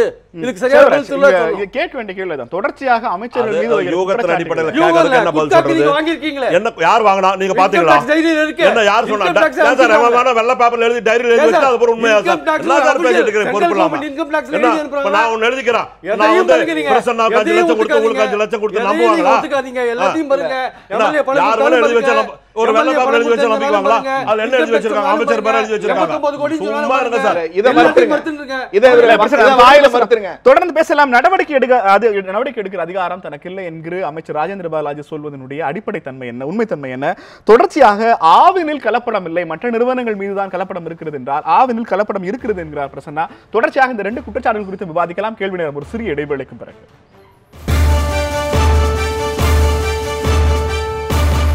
கேள்வி நேரம் தொடங்குகிறது. பால் பொருட்கள் விற்பனை செய்கிற நிறுவனங்கள்ல நெஸ்லே மற்றும் ரிலையன்ஸ் உள்ளிட்ட சில நிறுவனங்கள்ல கலப்படம் இருப்பதாக பால்வளத்துறை அமைச்சர் ராஜேந்திர பாலாஜி வெளியிட்டிருக்கிற அறிக்கை, அதன் பின்பு தனக்கு அந்த நிறுவனங்கள் மீது நடவடிக்கை எடுப்பதற்கு அதிகாரம் இல்லை என தெரிவித்திருப்பது குறித்து இந்த நிகழ்ச்சியில் பேசிக் கொண்டிருக்கிறோம். இந்த பால் கலப்பட விவகாரத்தில் அடுத்து நடக்க வேண்டிய நடவடிக்கை என்ன என்ற கேள்வியை நியூஸ் 7 ட்விட்டர் பேஜில் கேட்டிருந்தோம். பால் கலப்பட விவகாரத்தில் அடுத்து நடக்க வேண்டியது விசாரணையா, நடவடிக்கையா, ராஜினாமாவா என்கிற 3 ஆப்ஷன் கொடுத்திருக்கோம். நியூஸ் 7 தமிழ் நேயர்கள் வாக்களித்து வருகிறார்கள். முடிவுகள் இன்னும் சில நிமிடங்களில் பார்க்க இருக்கிறோம். எனக்கு இந்த பிரச்சனையில கோவை செல்வராஜன் இருக்க வேண்டிய மிக முக்கியமான கேள்வி, இந்த பிரச்சனையை பால் பொருட்கள் இப்பதான் ஆரம்பிச்சிருக்காரு. ஆனா பால்ல கலப்படம் இருக்கிறது அப்படிங்கறத சில மாதங்களுக்கு முன்பே சொல்லியிருக்கிறார். இந்த இத்தனை மாதங்கள்ல அரசு சார்பாக என்ன நடவடிக்கை எடுக்கப்பட்டிருக்கிறது? அரசு சார்பில் சார் 5 முறை வந்து இந்த பால் வந்து டெஸ்ட் கொடுக்கறதுக்கு மைசூருக்கும் பூனாவுக்கும் இன்னொரு 2-3 மத்திய அரசுடைய இதுகளுக்கெல்லாம் அனுப்பியிருக்கோம். இந்த எங்கே அனுப்புகிறோமோ அதில் ஒரு 2-3 இடத்துல வந்து சாருக்கும் தெரியும். இது வந்து அந்த இடத்துல அனுப்புகிற இடத்துல இருக்கிற மேனேஜரையோ அங்கே இருக்கிற அது யார் இன்சார்ஜ் இருக்காங்களோ அவங்கள எல்லாம் இப்படி தான் மினரல் வாட்டர் கம்பெனி நடத்துவாங்க, ஐஎஸ்ஐ டெஸ்ட்டுக்கு அனுப்புவாங்க. அங்கே வந்து ஏதாவது டெஸ்ட்டு ஃபெயிலியர் ஆகிடுச்சுன்னா சார் அதை பார்த்து அட்ஜஸ்ட் பண்ணி பாஸ் பண்ணுற மாதிரி எங்களுக்கு கொஞ்சம் பண்ணி அனுப்புங்க சார், கம்பெனி லாஸ் ஆயிரும் அப்படின்னு சொல்லி இவங்க பேசிடுவாங்க. அந்த மாதிரி எல்லா லேப்புகளில் ஒரு தனிப்பட்ட முறையாக அவங்க வந்து ஒரு ஆளை வச்சு பேசி ரெடி பண்ணுறாங்கன்னா ஓப்பனாக மினிஸ்ட் ஓனர், அதாவது இந்த லேப்பில் டெஸ்ட்டுக்கு அனுப்பலாம் அங்கேயும் ஒரு ஆளை வச்சு பார்க்குறானுங்க பண்ணுறானுங்க. அந்த ஊரில் நம்ம ஒன்றும் அங்கே போய் இது பண்ண முடியல. அதனால் அதுக்கப்புறம் வேறு மாதிரி இப்போ இன்னொரு பேர்லேருந்து அனுப்பி தான் இப்போ டெஸ்ட்டுக்கு அனுப்பி ரிப்போர்ட் வாங்கி சப்மிட் பண்ணியிருக்கிற ஹைகோர்ட்லன்னு இருக்கார். சரி, அதனால் இந்த மாதிரி சில சூழ்நிலைகள் நீங்கள் ஒரு அரசியல் ரீதியாகவே இது டீல் பண்ணக்கூடாது, பொதுவாக தப்பிச்சிடறாங்கன்னு சொல்கிறீங்க. ஆமாம், அதனால் வந்து அது வந்து இது இயற்கையாகவே நடக்குது. அப்படியே சொன்னார் இவர் கலப்படம் பண்ணுற பொருள் எல்லாம் என்ன, அது நிறைய ஒரு பட்டியலாக இருக்குது. இந்த கலப்படம் பண்ணால் 15 நாள் ஆனாலும் பால் கிடாது. அப்புறம் அவங்க வாங்குறது ஒரு பெரிய ஒரு கம்பெனி வந்து சேலம் மற்ற ஏரியாவெல்லாம் சேர்ந்து ஒரு நாளைக்கு 25,000 லிட்டர் பால் வாங்குறாங்க. அவங்க சேல் பண்ணுறது ஒரு நாளைக்கு 70,000 லிட்டர் பால். 25,000 லிட்டர் பால் வாங்குறவனுக்கு 70,000 லிட்டர் பால் எப்படி வந்தது, எப்படி விற்க முடியும்? அதுதான் கேள்வி. அதுக்கு என்ன பண்றாங்க, நம்ம தெரிஞ்சு நம்ம என்ன நடவடிக்கை எடுத்துல கிழங்கு மாவு பிளிச்சு இல்லை அது என்ன கலக்கிறாங்க கலப்படம் பண்றாங்கன்னு இப்போ அதை வந்து அதை கண்டுபிடிக்கிறதுக்காக இந்த நடவடிக்கை எடுக்க போனதில் தான் இவ்வளவு பிரச்சனை. இப்போ ப்ராப்ளம் அந்த கம்பெனிகள் வந்து அந்த நிறுவனங்களுக்கு நோட்டீஸ் அனுப்பியிருக்கலாம், விளக்கம் கேட்டிருக்கலாம், பதிலளிக்காத நிறுவனங்களுக்கு சீல் அனுப்பிச்சிருக்கலாம். கம்பெனிக்கு நோட்டீஸ் அனுப்பியிருக்கு. எல்லாம் எத்தனை நிறுவனங்களுக்கு அரசு சார்பில் நோட்டீஸ் அனுப்பியிருக்கு? ஆவினுடைய அரசு சார்பில் எத்தனை பால் ஆவினுடைய ஆவினுடைய எம்டி வந்து நடவடிக்கைக்கு நோட்டீஸ் அனுப்பியிருக்காரு. அவங்க அதுக்கு ஒரு பதில் கொடுத்துருக்காங்க. நாங்கள் எந்த விதமான கலப்படம் பண்ணுறதுல பால் கொண்டு வரும்போது கெடாமல் இருக்கிறதுக்கு தான் அந்த பிளீச்சிங் யூரியா பவுடர் போட்டு. கேள்வி, எத்தனை நிறுவனங்களுக்கு நோட்டீஸ் அனுப்பியிருக்கீங்க? பால் நிறுவனங்களுக்கு நீங்க கண்டுபிடிச்ச நிறுவனங்களுக்கு எத்தனை நிறுவனங்களுக்கு நோட்டீஸ் அனுப்பி? கண்டுபிடிச்சல எனக்கு தெரிய ஒரு 25ல இருந்து 30 கம்பெனிக்கு வந்து ஒரு 15 நாளைக்கு முன்னாடி நோட்டீஸ் அனுப்பிட்டாங்க. ராஜேந்திர பாலாஜி சொல்றாரு இந்த நிறுவனங்கள் சட்டப்படி போனா தப்பிச்சிருவாங்க, அதனால தான் நான் மக்கள் கிட்ட வந்து பேசுறேங்கிறாரு. நோட்டீஸ் அனுப்புறது அது முறைப்படி அது போயிட்டு இருக்கு. இந்த டெஸ்ட்டுக்கு அனுப்புறது ஒரு பக்கம் டெஸ்ட் போயிட்டு இருக்கு. இந்த ரெண்டும் சேர்ந்து இப்ப டெஸ்ட் கொடுத்ததெல்லாம் இப்ப ரிப்போர்ட் பாதி வந்துருச்சு. என்னோட கேள்வி அந்த ரிப்போர்ட் 25 கம்பெனிக்கு நோட்டீஸ் அனுப்பிட்டு நெஸ்லே ரிலையன்ஸ் ரெண்டு பேரோட பேரை மட்டும் சொல்ல வேண்டிய அவசியம் என்ன? இவங்க வந்து நம்ம இந்தியாவில் தயாரிக்கிறாங்க சார், தென்னையில தயாரிக்கிறது இல்லை. அது முதல்ல புரிஞ்சுங்க. இவங்க வந்து டெல்லியில் கம்பெனி வச்சிருக்காங்க, பூனாவில் கம்பெனி வச்சிருக்காங்க, அங்கிருந்து தயாரிச்சு இந்தியா பூரா சப்ளை பண்றாங்க. அந்த பொருளையும் டெஸ்ட்டுக்கு அனுப்புறது இப்படி வந்திருக்குங்கிறாங்க.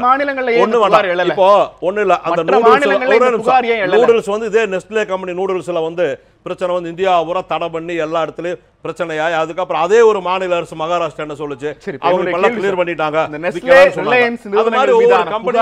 ஒரு கம்பெனி சுகாதாரத்துறை அமைச்சகத்துக்கு அனுப்பியிருக்கீங்களா? ஒரு தடவை பரிசோதனை பண்ணா அதுல டெஸ்ட் மட்டும் தான் பார்க்க முடியும் இல்லையா? அடுத்த தடவை டெஸ்ட்டுக்கு அனுப்பி நல்லா இருந்துன்னு வைங்க, இந்த பழைய டெஸ்ட் போயிடும், புது டெஸ்ட். என்னுடைய கேள்வி, நீங்க கண்டுபிடிச்ச இந்த கண்டுபிடிப்பை மத்திய சுகாதாரத்துறை அமைச்சகத்துக்கு அனுப்பி இருக்கீங்களா? அது ஏதாவது சொன்னார், மத்திய அரசுக்கு அனுப்புறோம் அப்படின்னு சொன்னார் அவர். இப்ப வரைக்கும் அனுப்பல. இல்ல நேத்து வந்து அந்த லெட்டர் பேக்ஸ் பண்ணிட்டாங்க, இந்த மாதிரின்னு சொல்லி அனுப்பிட்டாங்க. அந்த உணவுத்துறையில வந்து அந்த ரிப்போர்ட் காப்பியெல்லாம் அனுப்ப சொல்லியிருக்காங்க. அது முறையா அந்த துறை சார்ந்து போயிட்டு. சங்கர் சார், இங்க ஆவின்லயே கலப்படம் இருக்கிறது, நமக்கு எப்படி அடுத்த நிறுவனங்கள் மதித்து பேசுவதற்கு தகுதி இருக்கிறதுன்னு கேட்கிறார் பிரசன்னா. ஆவின்ல கலப்படம் இல்லை சார். அதாவது கலப்படம்னால யாருக்கு லாபம்? இப்போ நான் ஒரு குவாலிட்டி கண்ட்ரோல் மேனேஜர் வச்சுக்கோங்க, நான் கலப்படம் பண்ணால் எனக்கு என்ன லாபம் இல்லை. அதாவது ஆவின்ல ஒவ்வொரு அதிகாரிகளுக்கும் ஒவ்வொரு பொறுப்பும் கடமை இருக்குது. தப்பு பண்ணாங்கன்னா உடனே நடவடிக்கை இருக்குது. ஆனால் மற்ற கம்பெனியில் அப்படி கிடையாது. மற்ற கம்பெனியில் வந்து அவங்களுக்கு என்ன ஒரு தனியார் கம்பெனி அந்த கம்பெனி லாபத்துக்காக என்ன வேணாலும் செய்யலாம், செய்யாமல் இருக்கலாம், செய்கிறாங்கன்னு சொல்லலை.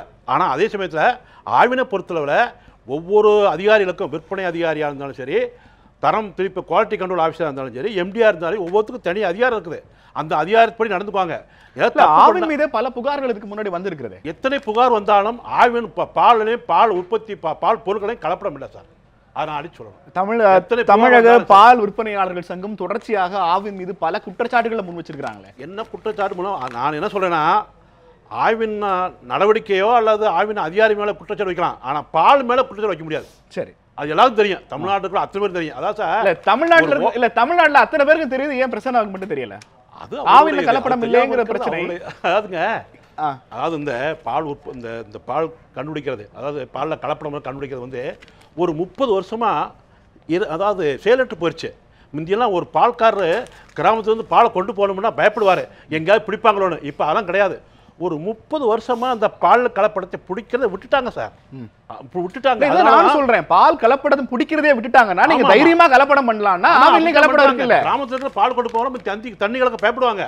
இப்போ தாராளமா கலக்குறாங்க. இப்பதான் நீங்க சொன்னீங்க ஆவின்ல கலப்படம் இல்லன்னு. நான் சொல்ல கிராமத்துல கூடிய தனியார் சாதாரண பால்காரங்க, ஆவில சொல்ல. இப்ப நீங்க ஆவினுக்கு தனியார் பால் முகவர்கள்ட்ட இருந்து வாங்குறீங்களா? ஒன்றிய மூலமா பால் வாங்க மாட்டோம். கூட்டுறவு சங்கங்கள். இப்ப கூட்டுறவு சங்கங்களுக்கு யார் கொடுக்க போறா? கூட்டுறவு சங்கங்களுக்கு தனியார் வாங்க மாட்டாங்க சார். சங்க உறுப்பினர்கள் சங்க உறுப்பினர்கள் யாரு? சங்க உறுப்பினர் வந்து இந்த இப்போ கூட்டுறவு சங்கத்துல இருக்கிறவங்க தண்ணி கலக்க மாட்டாங்கன்னு உங்களுக்கு யார் சொன்னது? கலந்தாதான் பால் திருப்பி அடிச்சிடும்ல. இப்போ வந்து ஒரு 30 வருஷம் ஆச்சு பால்ல தண்ணி கலக்குறாங்களான்னு செக் பண்ணி கலக்கிற தனியார் வியாபாரிகள் சொல்றேன் நான். கிராமத்துல இருந்து பாலை கறந்து கொண்டு போய் சைக்கிள் விற்கிறாங்க அந்த வியாபாரிகள். நான் ஆவின்ல விற்கிறவங்க அந்த பக்கத்துல 10 ஊருக்கு 10 ஒரு கிராமத்துல இருப்பாங்க. அப்படியே கறந்து வந்து ஊத்தணும். அதுல ஒரு பாயிண்ட் இருந்தா கூட பாலை திருப்பி அடிச்சிடுவோம், இல்லாட்டி பணம் கொடுக்க மாட்டான். இல்ல பிரச்சனை இங்க அவருடைய பதில் என்பது ஆவின் என்பது லாபம் எதிர்பார்க்கிற அமைப்பு, அரசு நிறுவனமாக இல்லை. இன்னும் சொல்ல போனா ஆவின் நஷ்டத்துல தான் இயங்கிட்டு இருக்கு. அதன் அடிப்படையில் பார்க்கிற போது அங்க இந்த பிரச்சனைகள் வருவதற்கான வாய்ப்பு குறைவுன்னு ஒரு லாஜிக்கல் ஸ்டேட்மெண்ட் முன்வைக்கிறேன். இதே அதிமுக ஆட்சியில் நான் அதைத்தான் சொன்னேன். வைத்தியநாதன் ஒருத்தர் இருந்தார், அவருடைய லாரிகள் தான் இன்னைக்கு இப்பவும் ஆவினுக்கு ஓடிக்கிட்டு இருக்கு. எந்த பிரச்சனைக்கு வைத்தியநாதன் கைது செய்யப்பட்டாரோ அது குறித்து என்ன நடவடிக்கை எடுக்கப்பட்டது, இன்றைக்கு அந்த வழக்கு என்ன நிலுவையில் இருக்கிறது, அவர் கலப்படம் செய்ததற்கான ஆதாரத்தோடு பத்திரிகைகள் தான் செய்தி சொன்னது. எங்க சாதாரண ஆத்து தண்ணி, அதாவது கிணத்து தண்ணி, உப்பு தண்ணி அள்ளி ஊத்தி பால் எடுத்தாங்கன்னு. அப்ப அது கலப்படம் இல்லையா? அப்படி நமக்கு தெரிந்த நிகழ்வு. நான் அதை தாண்டி வந்துட்டேன். அது கலப்படமா இல்லையானா உங்களுக்கு தெரியும், எல்லாருக்கும் தெரியும். முக்கியமா ஒரு அமைச்சருக்கு பதவி இழந்தார். ஒரு முக்கியமா ஒரு அமைச்சருக்கு இந்த நடவடிக்கையில் அதிகாரம் இருக்கா இல்லையான்னு சட்டம் சொல்லுது. அது 2 லைன் மட்டும் படிச்சறேன். Food Control Act, Section 30 subclass 1, the state government shall appoint, the state government shall appoint, மேலாம் கிடையாது, shall appoint the Commissioner of Food and Safety for the state for sufficient implementation of food safety and standard and other requirements laid down under this act and rules so on so சொல்லிட்டு கமிட்டியா the commissioner, the food commissioner shall appointed by the state government, he have the power to prohibit in the interest of public health the manufacture, storage, distribution or sale of any article of food either in whole of the state or any area part thereof such period not exceeding 1 year as may be specified in the order noticed in his behalf of the official gazette of state government. இதுக்கு அமைச்சருக்கு அதிகாரம் இருக்குன்னு நான் சட்டத்தை காட்டேன். கோவை செல்வராஜ் சொல்றாரு பிரசன்னாவுக்கு அறிவே இல்லைன்றாரு. அப்படி சொல்ல கூடாது.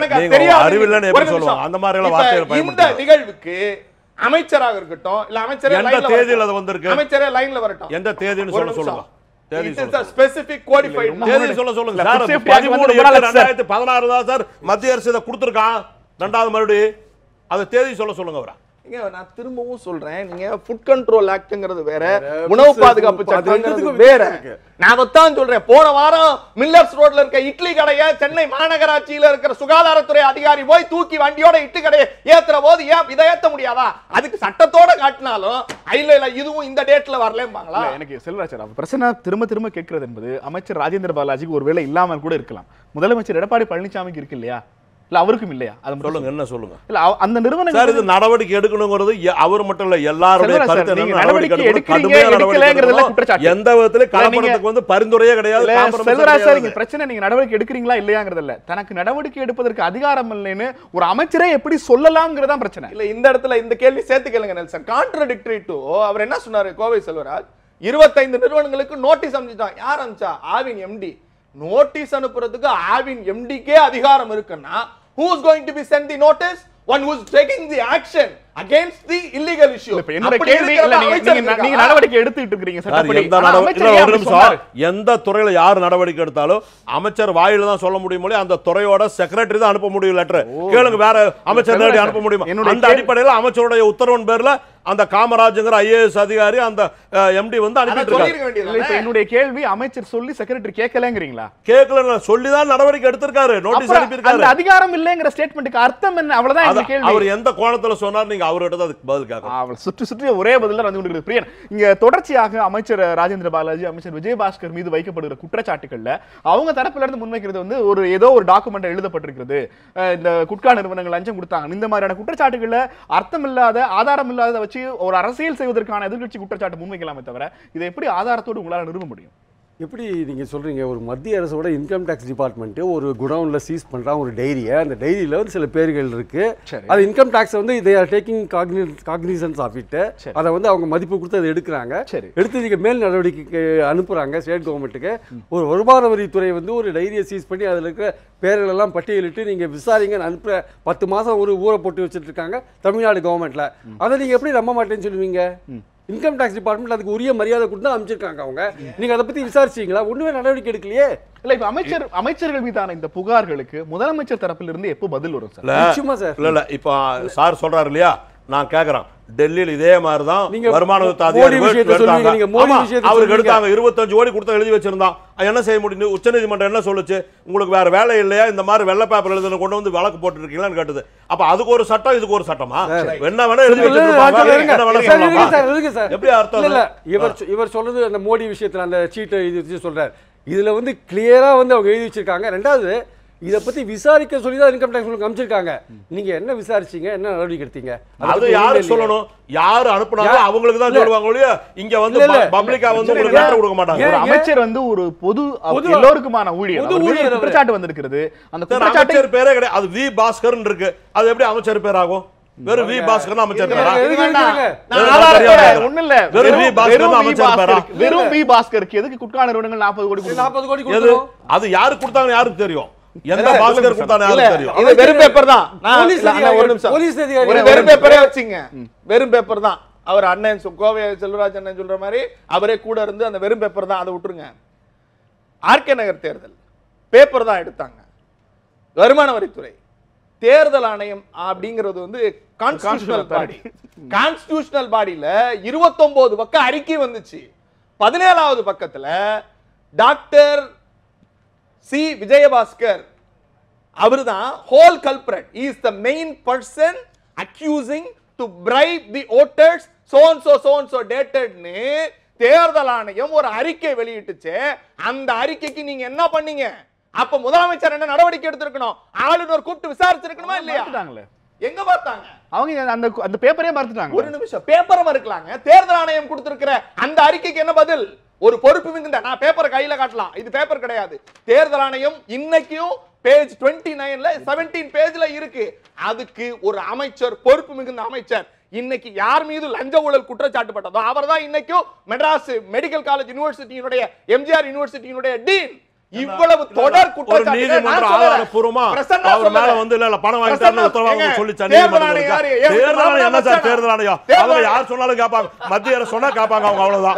தேர்தல் ஆணையம் என்ன தேர்தல் ஆணையம்? பால் கலப்பட விவகாரத்தில் அடுத்து நடக்க வேண்டிய பால் கலப்பட விவகாரத்தில் அடுத்து நடக்க வேண்டியது என்ன என்கிற ஒரு கேள்வியை நியூஸ் 7 தமிழினுடைய ட்விட்டர் பேஜில் முன்வைத்திருந்தோம். அதற்கு நம்முடைய நியூஸ் 7 தமிழ் நேயர்கள் அளித்திருக்கிற பதிலை இப்போது பார்க்கலாம்.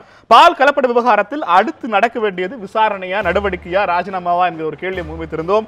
இந்த விவகாரத்தில் விசாரணை தேவை என 17% பேரும், நடவடிக்கை தேவை என 45% பேரும், அமைச்சர் ராஜினாமா செய்ய வேண்டும் என 38% பேரும் கருத்து தெரிவித்திருக்கிறார்கள். பால் கலப்பட விவகாரத்தில் அடுத்து நடக்க வேண்டியது விசாரணை என 17% பேரும், நடவடிக்கை என 45% பேரும், ராஜினாமா என 38% பேரும் கருத்து தெரிவித்திருக்கிறார்கள்.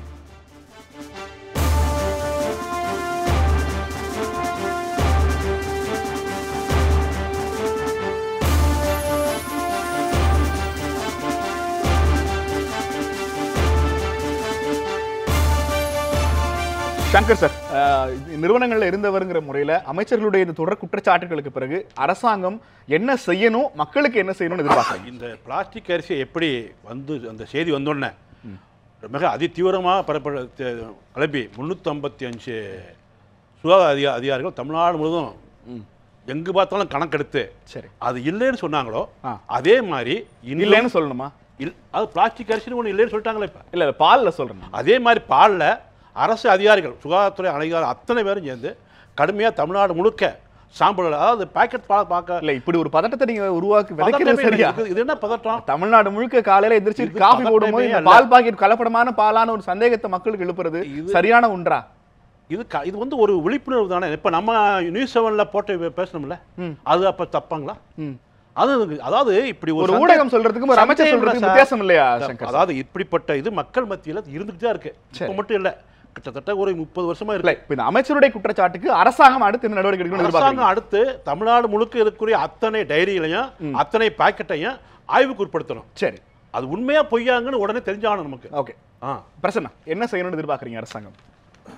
அரசாங்கம் என்ன செய்யணும் அப்படிங்கிறதெல்லாம் தாண்டி விசாரணையா நடவடிக்கைங்கிறதுக்கு தான் 45%, ராஜினாமாங்கிறது 32%. எனக்கு உள்ள இப்போ கவலையெல்லாம், எனக்கும் பால்வளத்துறை அமைச்சராக இருக்கிற ராஜேந்திர பாலாஜிக்கு இங்கே இருக்கிற முதலமைச்சரால் பாதுகாப்பு கொடுக்க முடியல. நான் பாதுகாப்பு தரத்துக்கு தயார், அமைச்சர் ஏற்றுக்கிட்டோம். ஏன்னா அவர் மிட் நைட்டில் ஃபோன் பண்ணி மிரட்டுறாங்க சார், பாவம், இதுக்காக பாவம், அதனால நான் பாதுகாப்பு தர தயார் அப்படிங்கிறது நியூஸ் 7 வாயிலாக என்னுடைய செய்தியை சொல்லி முடிச்சுக்கிறேன். சரி சொல்லுங்கள் சார், இந்த விஷயத்தை டோட்டலாக மிஸ் பண்ணிட்டாரு மினிஸ்டர். ஆக்சுவலாக வந்து தரமான பால் மக்களுக்கு கிடைக்கணுன்றதுல எந்த விதமான கருத்து வேறுபாடும் கிடையாது. அதே சமயத்தில் பார்த்தீங்கன்னா இந்த அமைச்சர் என்ன பண்ணிக்கணும்னா, தன்னுடைய அமைச்சரவையில் இருக்கிற சுகாதாரத்துறை அமைச்சர் முதலமைச்சரை கன்சல்ட் பண்ணிவிட்டு ரகசியமாக இந்த செயல்பாடுகளை வச்சுட்டு இறுதியாக நீங்கள் அனௌன்ஸ் பண்ணி மக்களுக்கு விழிப்புணர்வு ஊட்டியிருக்கணும். நீங்கள் டோட்டலாக தவறு பண்ணி உங்கள் உட்கட்சி பிரச்சனைகளை சேர்த்து மக்களை டோட்டலாக குழப்பிட்டீங்க. ஓகே, இல்லை இப்போ நெஸ்லே ரிலையன்ஸில் கலப்படம் செய்கிறாங்கன்னு இப்போ சொல்லியாச்சு. ஒருவேளை நீங்கள் அடுத்த வாரம் ஸ்குவாட் அனுப்புகிற போது அந்த நிறுவனங்கள் தயாராக இருக்கணும்னு எதிர்பார்க்குறீங்க. இன்னைக்கு நெஸ்லே நடவடிக்கை எடுக்க போகிறோம். இன்னைக்கே நெஸ்லே மறுத்துட்டாங்க. இன்னைக்கு இது எப்படின்னா, நான் அப்படியே சுருக்கமாக சொன்னேன், இந்த நூடுல்ஸ் மாதிரி தான் இதுவும். அதே மாதிரி நடவடிக்கை எடுத்து இந்தியா முழுவதும் அதை தடை பண்ணி அதில் வந்து கலப்படம் இல்லாமல் விற்பனை செய்யறதுக்கான நடவடிக்கை மத்திய அரசு எடுக்கணும். இப்போ 32 லட்சம் லிட்டர் பால் வந்து தமிழ்நாட்டில் வியாபார இந்த ஆவின் மூலியமா கொடுத்துட்டு இருக்கோம். அது 50 லட்சம் லிட்டரா மாற்றணுங்கிறதுக்காக தான் எங்கள் மறைந்த முன்னாள் முதலமைச்சர் புரட்சித் தலைவர் அம்மா அவர்கள் வந்து ஒரு மாடுகள் வந்து கொடுத்ததில் 4 லட்சம் மாடு தமிழ்நாட்டில் கொடுத்த ஒரு விளைவு தான் இன்னைக்கு பால் உற்பத்தி அதிகமாக இருந்திருக்கு, நல்ல முறையாக போயிட்டு இருக்கு. தனியாருடைய பால்கள் முழுமையாக கலப்படம்லாம் மனசாட்சிப்படி அவர்களே குழந்தைகள் குடிக்கிறனாலையும் நோய்வாய்ப்பட்டவங்க குடிக்கிறனால அந்த பால் விற்கிறவங்க வந்து வாழ்றது கொஞ்ச நாள் தான். ஒவ்வொரு வருஷம் பிறந்த நாள் வந்தா சாவுதான் நெருங்குதுங்கிறனால இந்த கலப்படத்தை குறைச்சிட்டு நல்ல முறையாக மனசாட்சிப்படி நடவடிக்கை எடுத்தாங்கன்னா அமைச்சகம் எதுக்கு? இல்ல அவங்களே அவங்கவங்க திரும்பி அவங்களும் வியாபாரத்துல மனசாட்சிப்படி அவங்க இந்த தமிழ்நாட்டு மக்களுடைய பணத்தை தான் சம்பாதிக்கிறாங்க. தமிழ்நாட்டு மக்களுடைய பணத்தை தான் பொறுமையா திருந்த சொல்லுவோம். அமைச்சகம் என்ன செய்ய போகுது? அமைச்சகம் நடவடிக்கை கடுமையா எடுத்துட்டு இருக்கு. அது வெளியே சொல்லாத அளவுக்கு நடவடிக்கை கடுமையா இருக்கும். நிகழ்ச்சியில 3 பங்கெடுத்த 4 பேருக்கும் கேள்வி நேரம் நன்றி தெரிவித்துக் கொள்கிறது. இன்னொரு சந்திக்கலாம். நன்றி, வணக்கம்.